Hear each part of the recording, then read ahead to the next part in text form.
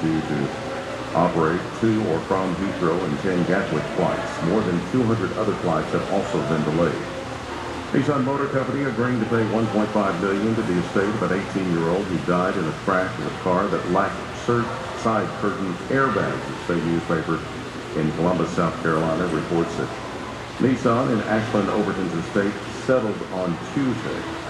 He was a customer or passenger in a car in 2017 when that wreck happened. More on these stories at townhall.com. The following is an America Matters media production. The views expressed do not necessarily represent those of the station or its advertisers, although we think they should. But that's the opinion of America Matters Media.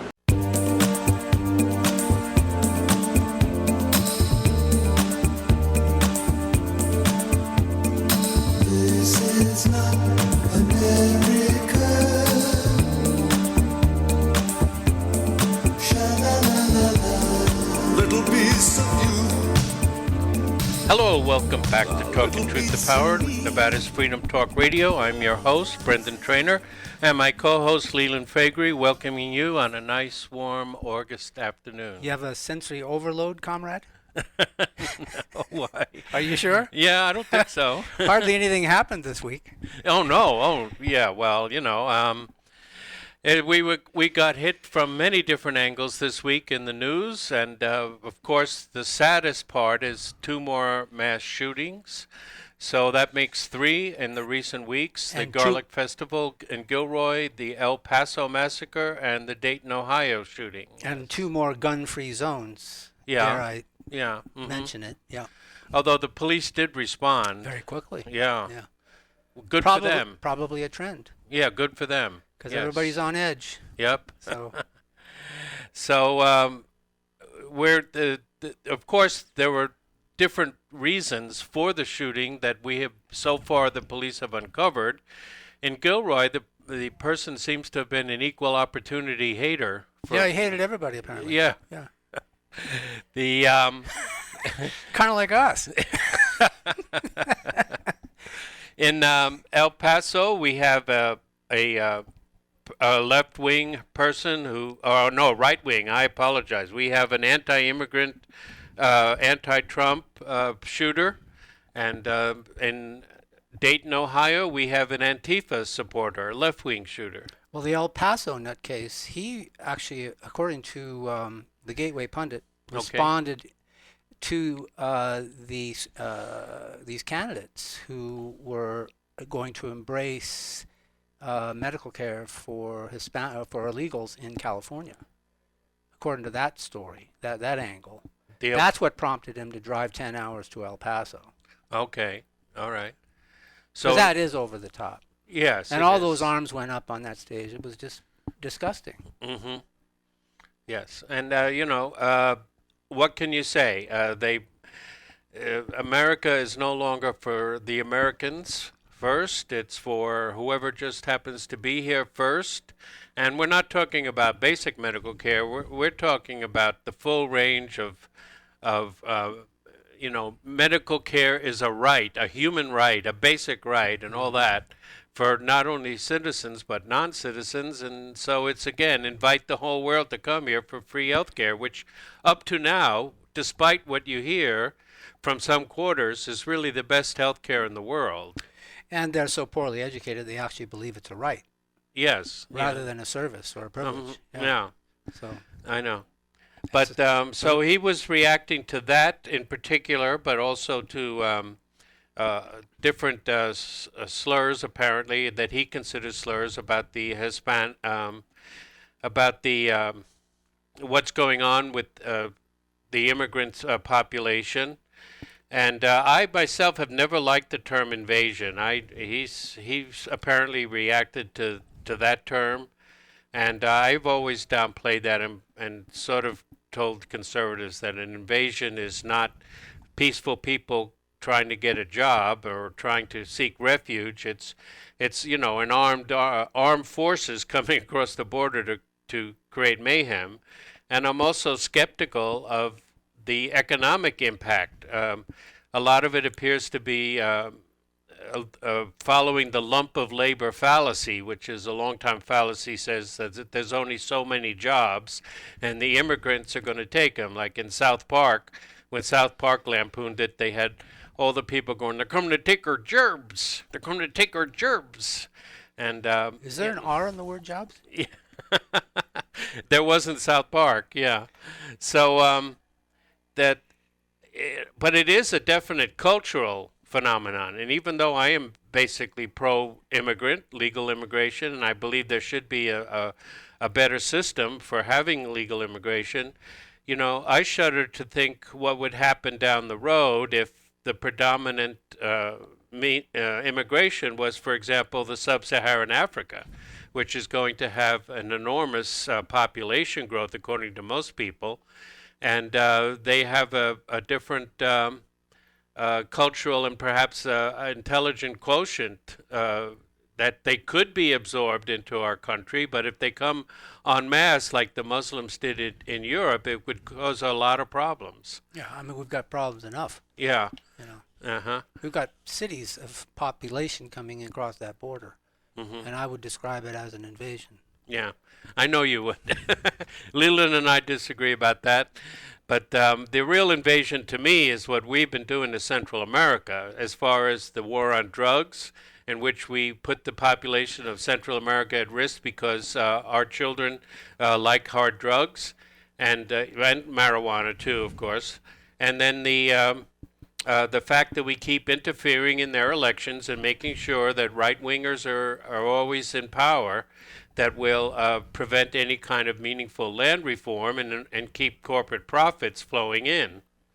That's my take on it, and I don't take issue with any of those aspects of it, but it's still an invasion. Any way you look at it, it's still an invasion. All right. So.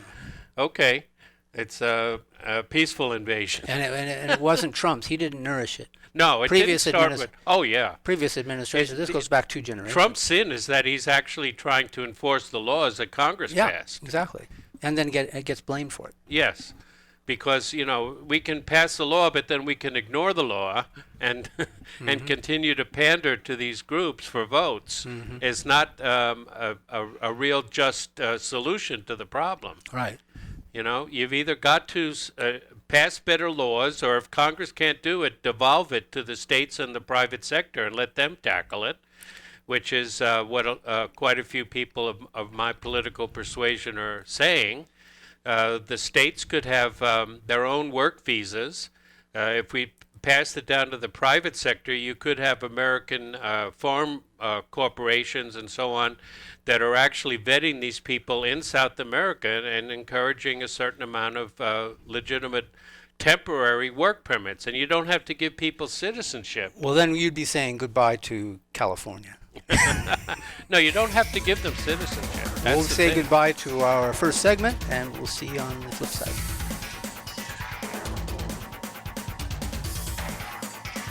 Hi there. Hi there yourself. You look great. Well, I went to see Dr. Richard, and he helped me get off the booze and drugs. He even helped me This is America Matters Media on AM 1180 KCKQ, a Lotus broadcast station. The power of radio since 1967.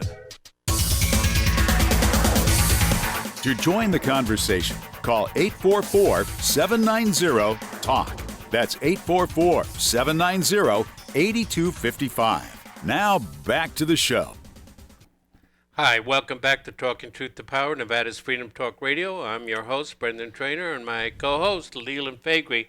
And so, Leland, getting beyond the political mishmash, and we're going to, unfortunately, we're not there in El Paso today. There's a political mishmash? Dayton. Yeah, to see Donald Trump, how he's taken, how he's greeted in these cities. But what makes young men want to go out in a blaze of glory like this? What is the common denominator? Well, there was a Los Angeles Times story this week that I think began to address the issue. And the first one, that in the very early years of one's life, a traumatic event is what they keep trying to recover from, particularly men. Okay. And it could be sexual trauma, some sort of physical trauma, some aspect that affects one's outlook and demeanor for the rest of their lives. Okay. Because that's one of the issues, and I've always suspected that probably is a major factor in these events.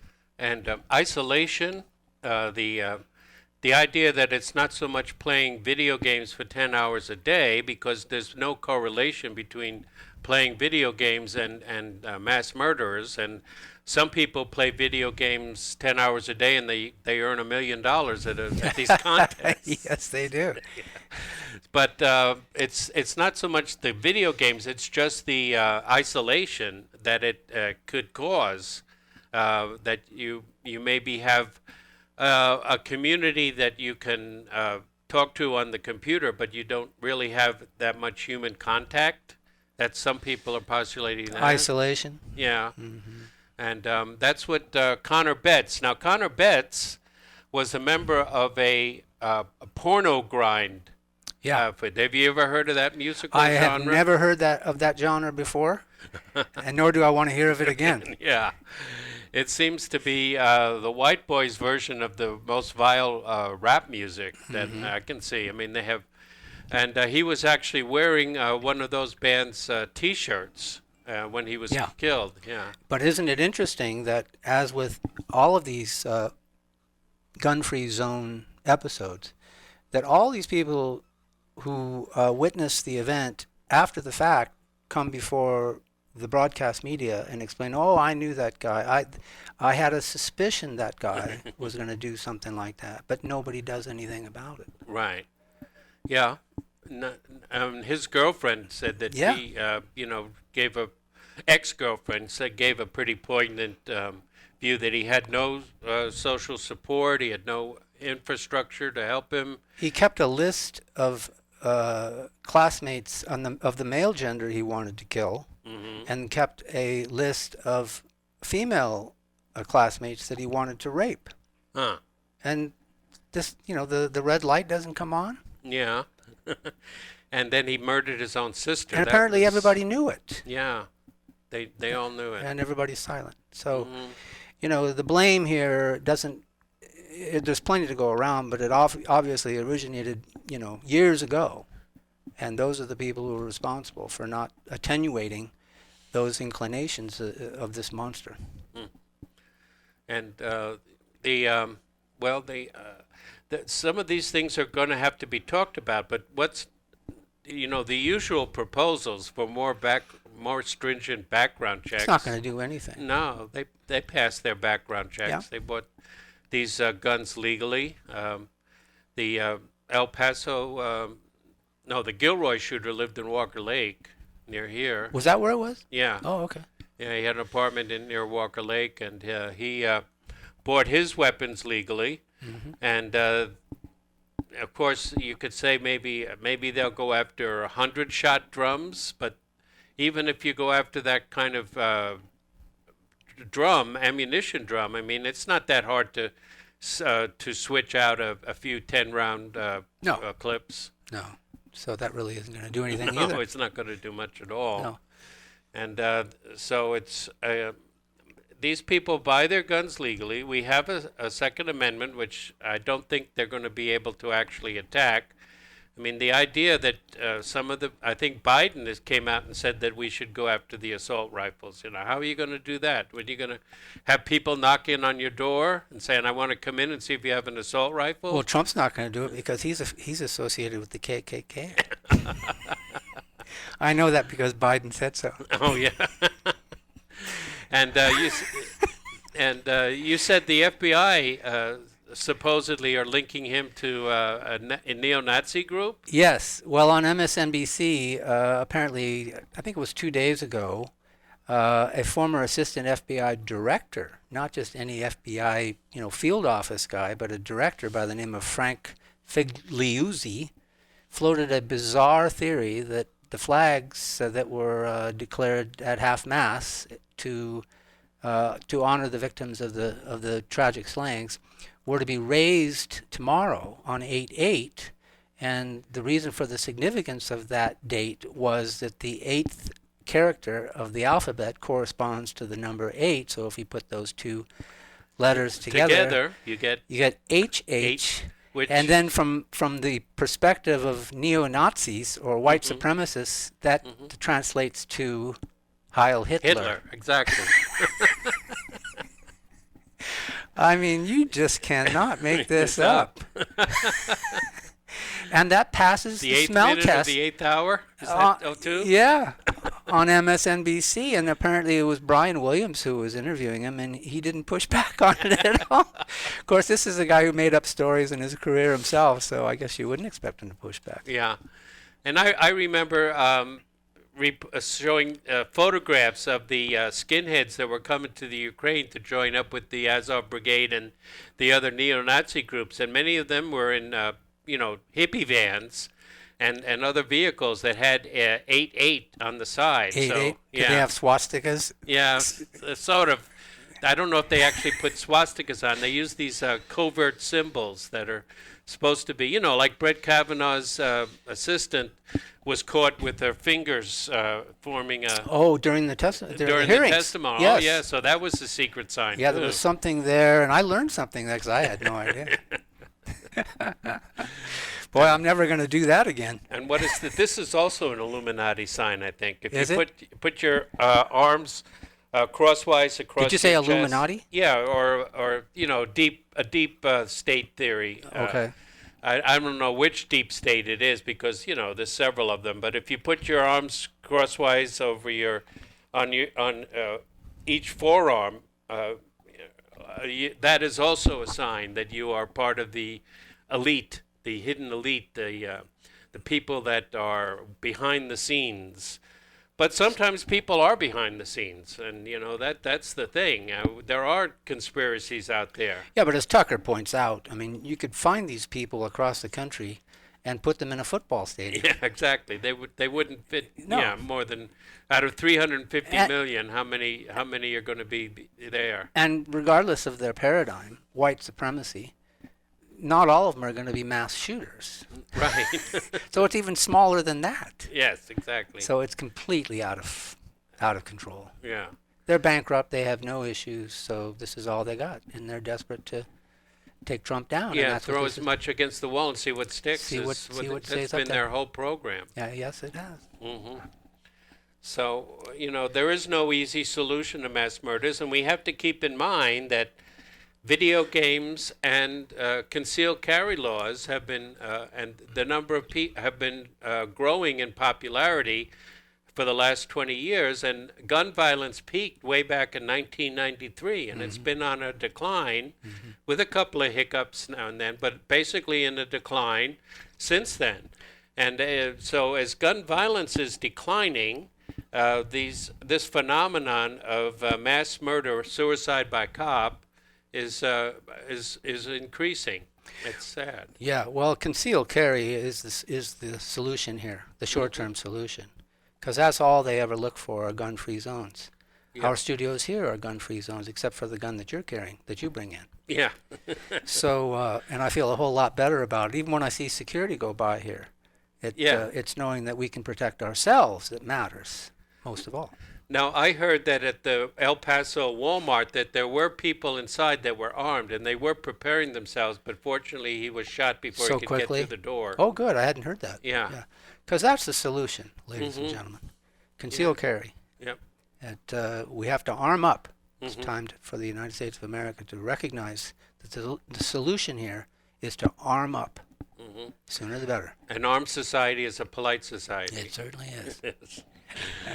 All right, so we've solved the gun violence issue, and we'll just have to wait and see how our president is greeted in Dayton and El Paso today. But in the meantime, we cannot expect any kind of reason or rationale for any kind of real solution coming from the political class. And I'm just a little bit afraid that the Republicans are going to cave. It's poor Mitch McConnell. First he was being called Moscow Mitch. Now. I know. Well, there's a price for leadership. We all know that. You and I both know that. We've paid the price ourselves. So, at that level, yeah, he's got to expect it. Yeah, he's got to expect it, and hopefully he'll stand his ground and not reconvene the Senate for some hastily thought out legislation this month. Even though Pelosi apparently will reconvene, I'm thinking. Yeah. That's my hunch, is they will reconvene before the August recess is over, because that's all they have. That's their momentum. They have to ride that wave. All right. Well, we'd like to talk a little bit about someone who is running for president. We're not going to talk about Tulsi Gabbard again. Oh yeah, running for president and in the National Guard this month. The Butcher's Kitchen Barbecue invites your family in for the best wood-fire, slow-cooked barbecue rotisserie and open. This is America Matters Media on AM 1180 KCKQ, a Lotus broadcast station. The power of radio since 1967. Are you shy and don't want to talk on the air? Text us your questions or comments to 775-237-2266. Now back to the show. Hi, welcome back to Talking Truth to Power, Nevada's Freedom Talk Radio. I am Brendan Traynor, your host, along with Leland Faegre. An award-winning writer, yes, Brendan Traynor. I must admit to that designation. And we are here today to talk about freedom and the current events of the day. And we have a candidate for president who is stirring up a lot of enthusiasm among the sports fans, non-interventionist right, as well as sports fans. That was a knockout punch to Harris. Yeah, it was unbelievable. God, the most beautiful thing I have saw so far this year. I mean, you just don't see candidates take somebody down with such precision. And she's history. And aplomb. As a result. I know her she's ratings. She's not coming back. Her ratings are way down. Yeah, she can't come back from that. Yeah, somebody posted a GIF on the web of Beyonce waving and going, "Bye-bye, girl. Bye, girl." Is that a song from her? I don't know if it's a song, but that's what she. That's fits the Harris, right. At least so far. She's going to have a hard time coming back from this, if at all. And we sort of we should have explained what we were talking about there. Yes. So because we saw it, and maybe our listeners did not see it. Yes. But in the second debate, she. And it was wonderful because everybody else was attacking Biden. So nice. And she cleverly and completely clocked dismantled Harris. She clocked her. Yeah, I know. She said some of the things you said when you did when you were Attorney General caused me great concern. And then went on to list them. Yes, Harris, laughed about pot. When she was asked about pot, she laughed about it as if it was no big thing, but she sent people to prison for pot. She she kept people in prison so they could be used for cheap labor. Right. In the California penal system. Oh, my God. I just couldn't believe that was coming out of her. Yeah. She failed to disclose exculpatory evidence in death penalty cases. That has to end, wherever that happens. Yes, I know. Unbelievable. And there's a couple of things she didn't really mention, but she what I would mention was being her persecution of Backpage. Harris was actually censored twice for trying to persecute the owners of Backpage, the sex ads, as pimps. She tried to say that they were pimps, which was so far out of the line that she was her case was instantly dismissed by the judge, and she even came back and tried the identical thing again. Wasn't she admonished for that? Yes, she was. Yeah. She has this view that all sex workers are passive. It's a completely anti-feminist view that they have no agency, that they're all victims, and all Johns are evil people trying to enslave them or hurt the sex workers, which is a very extreme form of feminism that goes back to the 1990s. It's a Steinem thing. Yeah, with when Rush Limbaugh first coined the phrase feminazi way back in the 90s. This Andrea Dworkin, she was a proponent of this idea that all sex is rape, basically. And it's not as explicit as to say that, but it's part of that creed that if you are, and it's also the feminists. These feminists are saying that if you do sex for money, you're automatically taking out consent because somehow the exchange of money violates consent, as if every single transaction that we do is therefore a slave transaction, because anytime we pay for something, we have no volition, we have no consent. And that nicely fits into the new Me Too movement. So comports nicely. Mm-hmm. So, she ignored the Oakland police sex scandal, and she refused to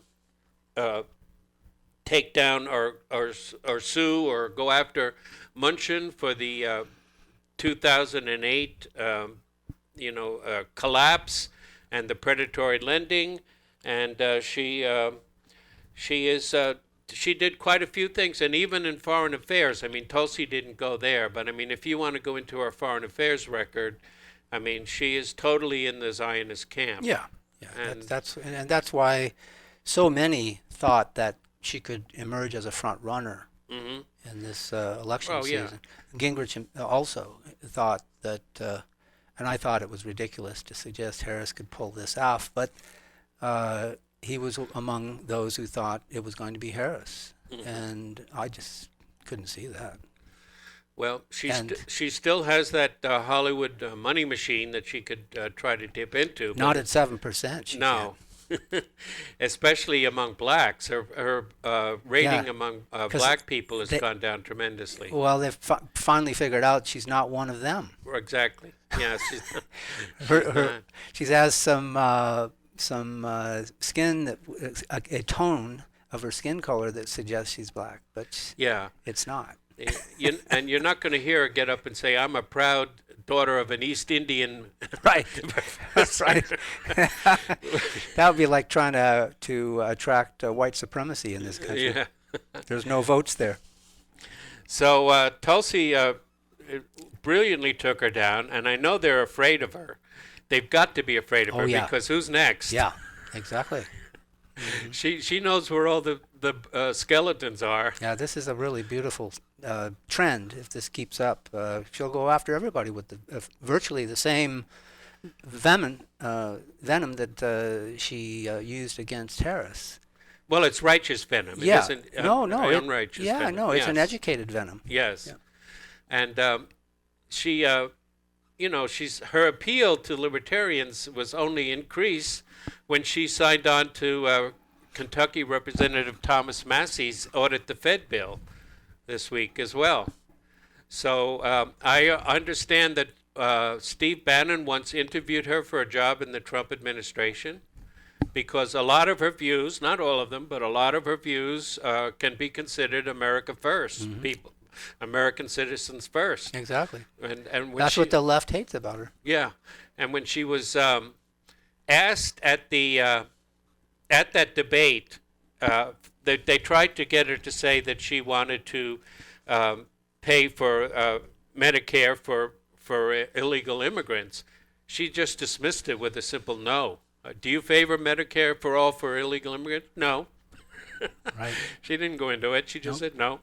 That's how. Next question. Yeah, exactly. That's how I would do it. Yeah, and also, so naturally she became a Pupin puppet, an Assad apologist. Yeah. The whole Russia thing is being thrown at her. And it happened just like that. Yes, I know. That switch got turned on very fast. And the Russian bots were the ones that were supporting her. Oh, yes. Because if you're trying to save Trump, you see the narrative here was that she would split the party and save Trump from all that he has to face against the Democrats going into the fall. Next fall, I should say. So, there was no truth to any of that, but it passes the smell test over on MSNBC. Sure. And, if I was in her shoe, I listened to the MSNBC interview, or I watched it. Oh, you were the one? Yes, I did turn in at that particular time, probably by accident, but I caught her there. And the female hostess was, brought up the Assad thing. And I'm just thinking, and so you went over to see Assad, who killed 500,000 of his own a war that he killed 500,000 of his people and he gassed them and all this stuff. And, you know, if I was Tulsi, and thank God I'm not, because my Irish temper wouldn't be able to take that. We would lose a lot of our audience. I would have said something like, you know, that 500,000 figure is wrong. It's actually 250,000 on each side in a bloody civil war that we helped, that we instigated. Absolutely, basically. we Yeah. did. Yeah. Yeah. That was our civil war against them, against him. Yep. And But I also, Benghazi happened for a reason. I also would have said there's no evidence that Assad gassed his own people. It most likely came from the jihadis and the precious white helmets that you so adore over here. But frankly, Tulsi just keeps her cool and says, you know, as a candidate, I will talk to anybody that would help to end the regime change wars, and which are never good either for our side, our soldiers, or for the people in these countries. And that's the correct answer. Don't get into any of that stuff. Right. Keep it simple and direct, and cite the evidence if you're asked. Exactly. And yeah, there's plenty of evidence there. Oh, yeah, yeah. And that's what Benghazi was all about. Mm-hmm. We were funneling arms through that consulate there into that theater. So she was the most Googled candidate on the stage in the second debate, and she was also heavily Googled in the first debate. I think she might have won the Drudge poll. Yeah, Yeah. And the most commonly searched name apparently on Google. So yeah, she's up and coming.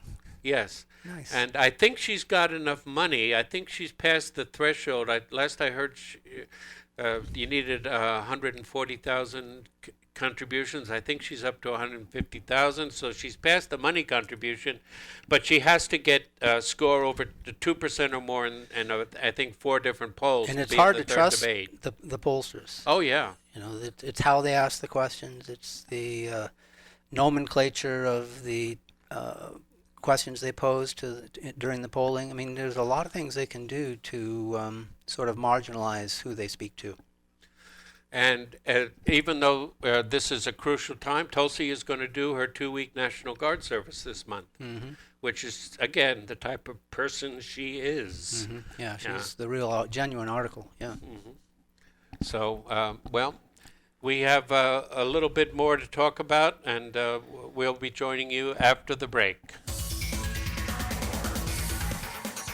Destination Midtown. Experience the difference. Reno's premier shopping extravaganza. Everything imaginable and more. Midtown Matters. Midtown Matters. This is America Matters Media on AM 1180 KCKQ, a Lotus broadcast station. the power of radio since 1967. Want to expand your advertising dollar? Sponsor this or any America Matters program by calling 775-827-8900, extension 2. Now back to the show. Hello, welcome back to Talking Truth to Power. I'm Brendan Traynor, your host, along with Leland and Faegre. And we were talking about Tulsi for a moment. And what Tulsi is attacking is the whole notion of empire. And I wanted to get into this a little bit on the show. A lot of people don't understand the whole magnitude of what is going on here, the media is not going to talk about it. They're part of the empire. Yeah, they're part of the empire. So you have to kind of think back a little bit to history, and what we're experiencing today in our foreign policy is a very frustrated United States and Great Britain, and to some extent Israel, over the end of the 1,000-year Reich. In fact, the Western civilization has dominated, Western Christendom or Judeo-Christendom has dominated world history for 1,000 years, and that's coming to an end. What happened 1,000 years ago? Well, believe it or not, it has a lot to do with religion, because even if you're a skeptic, as many people in the 21st century are, in fact, religion, whether it is objectively true or not, is a main driver in human affairs. And it was 1,000 years ago, in the 11th century, that Christianity made the Pope the supreme ruler of Western Christendom. Part of the empire. Yes. And he was, if you read the documents, which I had a chance to look at because I was reading an article about this and I looked up the source, he was made a virtually absolute ruler over Christianity. He had complete power. The powers they gave him sound like the powers you would give to a sultan or something. And that is why, 500 years later, we had the Protestant Reformation in the West. But what that did was he broke Christianity off from the old Western Christianity, off from the old Christianity, which now we call Orthodox Christianity, which is the Christianity of Russia and parts of Eastern Europe and Turkey. Not to discount the Martin Luther's role in that event. Oh yes. In the Reformation, that was the first crack. The first crack was actually taking Western civilization and making it apart from Russia. And Russia has been an outsider ever since, which we are now seeing, borne out every day in our complete misunderstanding of Russia. Then the Pope became heavily politicized, and largely with France, the relationship between the Pope and the French kings was the primary driver, but also Germany, Italy, and so on. And then along with this division, we had the First Crusade at the end of the 11th century, which is the crusade that most Muslims still refer to when they talk about the West being crusaders. Mm-hmm. Because in the First Crusade, not only did we sack Constantinople, a Christian city, in a dispute over finances, they completely destroyed and massacred many Christians. Not the brightest move. No. But then they went on to Jerusalem, and when they captured Jerusalem, they slaughtered everybody in the city. And that's why the Muslims don't forget these things. And, even though it's been 1,000 years, and our country is only 300 years old, we seem to think that people will forget what happened 1,000 years ago. These kinds of things are passed on through the culture. Yes, no matter where it is, Mm-hmm. Yeah.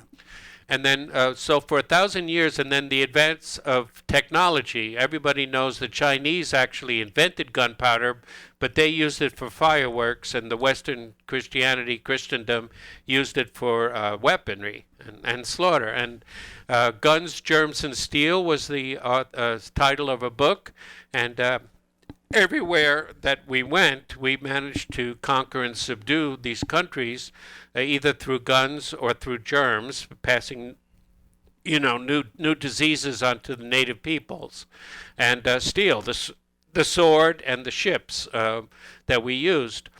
And this era is threatening to come to an end, and I think that's a lot of the panic and unease that you're seeing as far as our Western foreign policy. We now have an entirely different entity in Russia and China. Sovereignty is on the ascent. Yes.